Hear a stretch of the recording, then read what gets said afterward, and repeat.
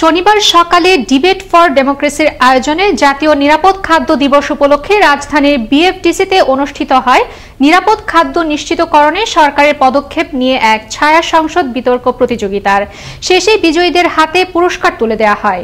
Debate for ডেমোক্রেসির chairman Hasan Ahmed Chowdhury কিরণের সভাপতিত্বে এতে প্রধান অতিথি হিসেবে উপস্থিত ছিলেন কৃষিমন্ত্রী ডক্টর আব্দুর রাজ্জাক। বিশ্ব গ্লোবাল ফুড সামিট হয়েছিল, সেখানে একটি ডেফিনেশন গ্রহণ করা হয়েছে, সেটি হলো খাদ্য নিরাপত্তার তিনটা দিক আছে। একটি দেশের যে মানুষ, সেই মানুষের জন্য পর্যাপ্ত পরিমাণ খাবার আছে কিনা, নিরাপদ এবং পুষ্টিসম্মত খাবার, যে খাবারগুলো খাচ্ছে যদি আজকের এই ডিবেটের বিষয়, সেই খাবারটা নিরাপদ কিনা, স্বাস্থ্যসম্মত কিনা, দ্বিতীয়ত হলো পুষ্টিসম্মত কিনা। এই হলো খাদ্য নিরাপত্তার তিনটা দিক। চুয়াডাঙ্গা সদর উপজেলার তিতুদহ ইউনিয়ন পরিষদ নির্বাচনকে কেন্দ্র করে নৌকা ও আনারস প্রতীকের চেয়ারম্যান প্রার্থী সমর্থকদের মধ্যে ঘটল সংঘর্ষের ঘটনা। গেল রাত 10টার দিকের এ ঘটনায় আহত হন উভয় পক্ষের 9 জন। এ সময় দুই পক্ষেরই নির্বাচনী অফিসে আগুন ও ভাঙচুর ছাড়াও মাইক্রোবাস ও মোটরসাইকেলও ভাঙচুর করা হয়। খবর পেয়ে দর্শনা থানা পুলিশ এবং তিতুদহ ক্যাম্পের পুলিশ ঘটনাস্থলে গিয়ে পরিস্থিতি নিয়ন্ত্রণে আনে। এলাকায় মোতায়েন রয়েছে অতিরিক্ত পুলিশ। আহতদের চুয়াডাঙ্গা সদর হাসপাতালে ভর্তি করা হয়। চট্টগ্রামের সাতকানিয়ার আমিলাইশ ইউনিয়নের নৌকা ও স্বতন্ত্র চেয়ারম্যান প্রার্থীর সমর্থকদের মধ্যে ঘটল সংঘর্ষ ও ধাওয়া পাল্টা ধাওয়ার ঘটনা। গেল রাতের এ ঘটনায় আহত হয় উভয় পক্ষের 20 জন। স্থানীয়রা জানায়, শুক্রবার রাতে এ ঘটনার জের ধরে নৌকা প্রতীকের চেয়ারম্যান প্রার্থী সরওয়ার উদ্দিন চৌধুরীর নির্বাচনী কার্যালয় ভাঙচুর চালানোর পর বাড়িতে হামলা চালিয়ে বঙ্গবন্ধু ও প্রধানমন্ত্রীর ছবি সহ আসবাবপত্র ভাঙচুর করা হয়। জড়িতদের বিরুদ্ধে আইনানুগ ব্যবস্থা গ্রহণের কথা জানান সাতকানিয়া থানার অফিসার ইনচার্জ আব্দুল জলিল। শৈত্য প্রবাহে কাঁপছে গোটা উত্তরাঞ্চল। রংপুর সহ বিভাগের অন্যান্য জেলাগুলোতেও কনকনে ঠান্ডা আর হিমেল হাওয়াতে মানুষের দুর্ভোগ চরমে। বেলা বাড়ার সঙ্গে সঙ্গে সূর্যের দেখা মিললেও বিকেল হলেই পাল্লা দিয়ে বাড়ে শীতের প্রকোপ। রাতে শীতের দাপটে অচল হয়ে পড়ে পুরো জনজীবন। মাঘের এমন শীতে বিপাকে নিম্ন আয়ের মানুষ।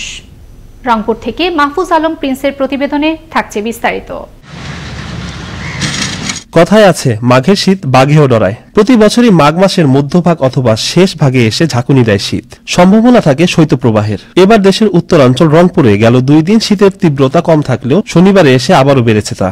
রংপুরে আজ ভোর 6টায় সর্বনিম্ন তাপমাত্রা রেকর্ড করা হয় 8 ডিগ্রি সেলসিয়াস। দিন দিন তাপমাত্রা কমতে থাকায় বিপর্যস্ত এখানকার জনজীবন। মাঝে মাঝে কুয়াশার সাথে বৃষ্টি যোগ করছে বাড়তি দুর্ভোগ। বেলা বাড়ার সঙ্গে সঙ্গে কুয়াশা না থাকলেও তীব্র শীত ও ঠান্ডা বাতাসে অবর্ণনীয় কষ্টে দিনপাত করতে হয় অসহায় ছিন্নমূল ও হতদরিদ্র মানুষগুলোকে। যে অবস্থা দাঁড়াচ্ছে, গরিব মানুষ সবাই কঠিন অবস্থায় চলতেছে। আজকে খুব ঠান্ডা, কাজ করা খুব অসুবিধা হয়। আমাদের কেউ দেখতে না, চেয়ারম্যান কম, মেম্বার কম, খালি লেবার বেলা আছে, দেবার বেলা কেউ নাই। গরিবের খুব সমস্যা। যে ঠান্ডা, এই ঠান্ডার মধ্যে কি করা যায়, কিছু করে পাইতেছি না, হাত পা ঠান্ডা লাগে যাইতেছে, শীত লাগে যাইতেছে। দেশের উত্তরাঞ্চলে মধ্যরাত থেকে দুপুর পর্যন্ত অব্যাহত থাকছে ঘন থেকে মাঝারি কুয়াশা। হিমালয় থেকে উত্তর পশ্চিমে হিমেল কনকনে ঠান্ডা হাওয়া আসায় শীতের তীব্রতা বেশি অনুভব হচ্ছে বলে জানান এই আবহাওয়া কর্মকর্তা। হিমালয় থেকে শীতল বাতাস উত্তর পশ্চিম দিক থেকে আমাদের দেশে প্রবেশ করা এই অঞ্চলের উপর দিয়ে হালকা থেকে মাঝারি ধরনের শৈত্যপ্রবাহ বয়ে যাওয়ার সম্ভাবনাটা থেকেই যাচ্ছে। আর এই অবস্থায় শীতের এই তীব্রতায় রংপুর অঞ্চলের ঘরে ঘরে দেখা দিয়েছে সর্দি জ্বর সহ নানা ঠান্ডাজনিত রোগ। তাই বাড়তি সতর্ক থাকার পরামর্শ বিশেষজ্ঞদের। শকত সাগর, আনন্দ টিভি, ন্যাশনাল ডেস্ক। বগুড়ায় প্রতারণার মাধ্যমে হাতিয়ে নেওয়া প্রায় 10 লাখ টাকার মালামাল উদ্ধার সহ 2 প্রতারককে আটক করল পুলিশ। গেল রাতে বগুড়ার শেরপুরের ছনকা ও কাজীপুর উপজেলায় অভিযান চালিয়ে তাদের আটক করা হয়। এ সময় উদ্ধার করা হয় 6000 লিটার সয়াবিন তেল, 3000 প্যাকেট কয়েল এবং 50 লিটার সরিষার তেল। শনিবার দুপুরে এক প্রেস ব্রিফিংয়ে এ তথ্য জানান শেরপুর থানার অফিসার ইনচার্জ শহীদুল ইসলাম। মুন্সিগঞ্জের লৌহজংয়ের একটি ডুবা থেকে অজ্ঞাত এক যুবকের মরদেহ উদ্ধার করল পুলিশ।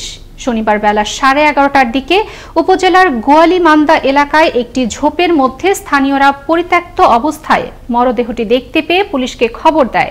পরে পুলিশ এসে ঘটনাস্থল থেকে মুখ থেতলানো ও বিবস্ত্র অবস্থায় মরদেহটি উদ্ধার করে।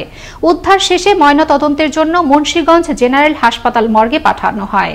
নিহতের পরিচয় ও ঘটনার রহস্য উদ্ঘাটনে তদন্ত চলছে বলে জানায় পুলিশ।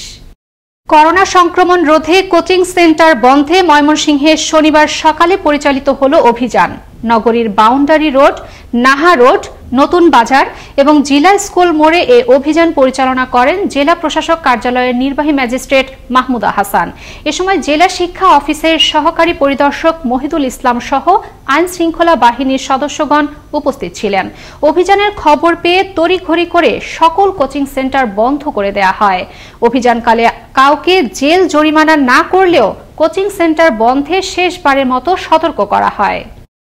শুক্রবার রাতে পাবনা সদরের জালালপুর দক্ষিণ পাড়ায় অভিযান পরিচালনা করে র্যাব 12 সিপিসি 2 অভিযানকালে গ্রেপ্তার করা হয় রব্বেল শেখ নামের এক যুবককে। এ সময় তার কাছ থেকে জব্দ করা হয় 2 কেজি গাঁজা, একটি মোবাইল এবং একটি সিম কার্ড। সে দীর্ঘদিন ধরে দেশের বিভিন্ন এলাকায় গাঁজা সরবরাহ করে আসছিল বলে জানায় র্যাব।